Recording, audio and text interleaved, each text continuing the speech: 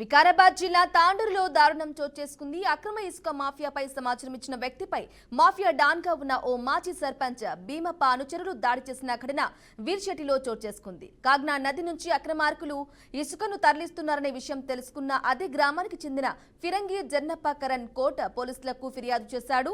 దీంతో ఎస్ఐ తన సిబ్బందితో అక్కడకు చేరుకుని ఇసుక తరలిస్తున్న ట్రాక్టర్లను పట్టుకుని స్టేషన్ కు తరలించారు. ఇక పోలీసులకు ఫిర్యాదు చేశాడనే కోపంతో జన్నప్పను ఇసుక మాఫియా డాన్ భీమప్ప ముఠా సభ్యులు అతనిపై దాడి చేశారు. దీంతో అతను ఆసుపత్రిలో చికిత్స పొందుతున్నాడు. ఇక ఈ ఘటనపై గ్రామస్తులు భయభ్రాంతులకు గురయ్యారు. పోలీసులు ఘటనపై కేసు నమోదు చేసి దర్యాప్తు చేపట్టారు.